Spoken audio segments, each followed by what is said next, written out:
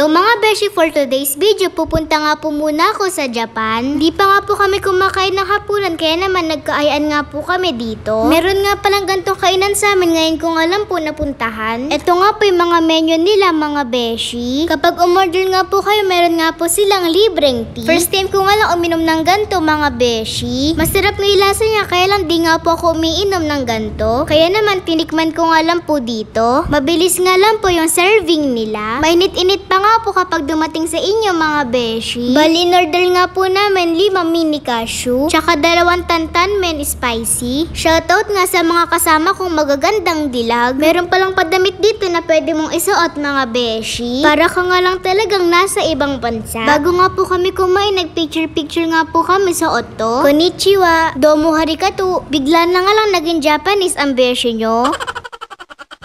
Kung alam niyo lang po, isa nga po sa pangarap ko makapunta sa Japan mga beshi. Kaya naman nagsusumikap nga po ako sa pag-vlog para lahat nga po ng pangarap ko matupad. Ilang pangarap na nga po natupad ko mga beshi. Kaya maraming salamat po sa lahat ng mga taga-suporta ko. Huwag po sana kayong magsasawa sa mukha ko at sa boses ko. Pil na pil nga din ang mga kasama ko yung suot nila. Ang bait nga po na owner na to dahil siya nga po yung nagbibideo sa amin. Harigato po. Finally, kakain na nga po kami mga beshi. Tara, kain po tayo mga beshi. Thank you po Lord sa lahat ng blessings. Sorry na nga mga beshi dahil tatakamin ko nga po kayo for today's video.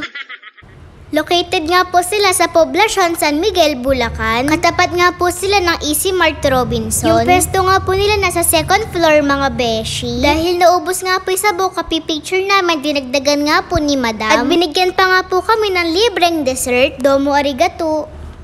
Sa katabi naman ito, meron nga po Miguelitos ice cream. Dahil wala nga po kaming kabusugan, kakain nga po kami ng ice cream. Vanilla flavor nga po yung binili namin, tapos si mama nga lang po yung nag-avocado. Dahil sobrang hilig nga po ng mama ko sa avocado. Sa lahat nga po ng ice cream na natikman ko, dito nga po ako nasarapan. Hindi nyo pa nga po natitikman mga beshi, try nyo na nga din pong bumili dito. Shoutout nga po dito kay Ate Dayan Payabyab. At sa owner ng Miguelitos kay Madam Joy Neri. Pwede nyo nga din po dalhin dito yung mga kaibigan nyo. Para magkaroon din po kayo ng bonding. Katabi nga po sila ng Makhans Tokyo Ramen. Kinabukasan, habang kumakain nga po ako ng lunch, meron nga po nagpa-picture sa akin. Galing pa nga po sila sa ibang school mga beshi. Dahil may intrams nga, lumaban nga po sila sa school namin. Maraming salamat po sa support mga beshi ko. Yun lang, salamat sa panonood. Bye-bye mga beshi!